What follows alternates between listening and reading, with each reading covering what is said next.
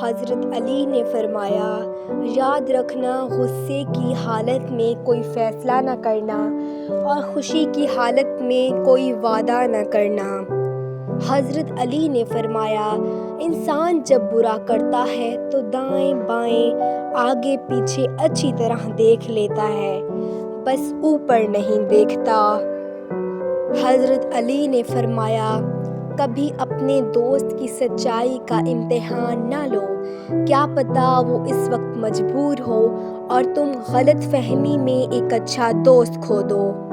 حضرت علی نے فرمایا، زندگی میں اس انسان کو کبھی مت کھونا جو تم پر غصہ ہو کر بھی خود تمہارے پاس آ جائے۔ حضرت علی نے فرمایا، جب دعا کرتے وقت تمہاری آنکھوں سے آنسو آنے لگے تو سمجھ جانا تمہاری دعا بارگاہ الہی میں قبول ہو چکی ہے۔ حضرت علی نے فرمایا، زندگی کو ضرورت کی طرح گزارو، خواہش کی طرح نہیں، کیونکہ ضرورت فقیر کی بھی پوری ہوتی ہے لیکن خواہش بادشاہ کی بھی پوری نہیں ہوتی۔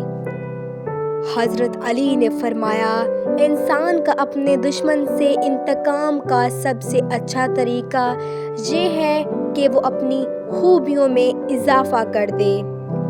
حضرت علی نے فرمایا، جب اللہ کسی کو پسند کرتا ہے تو اسے خوب آزماتا ہے، بس تم صبر کرنا، کیونکہ صبر کرنے والوں کی منزل جنت ہے۔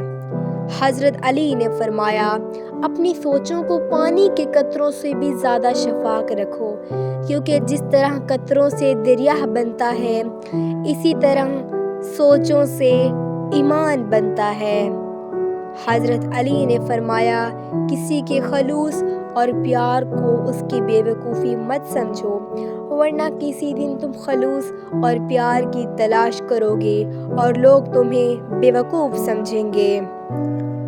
حضرت علی نے فرمایا، رشتے خون کے نہیں احساس کے ہوتے ہیں، احساس ہو تو اجنبی بھی اپنے ہو جاتے ہیں اور اگر احساس نہ ہو تو اپنے بھی اجنبی بن جاتے ہیں۔ حضرت علی نے فرمایا، اگر تم کسی کو دھوکہ دینے میں کامیاب ہو جاتے ہو تو یہ نہ سمجھنا کہ وہ کتنا بے وقوف ہے، بلکہ یہ سوچنا اس کا تم پر کتنا اعتبار تھا۔ حضرت علی نے فرمایا، کبھی تم دوسروں کے لیے دل سے دعا مانگ کر تو دیکھو، تمہیں اپنے لیے دعا مانگنے کی ضرورت ہی نہیں پڑے گی۔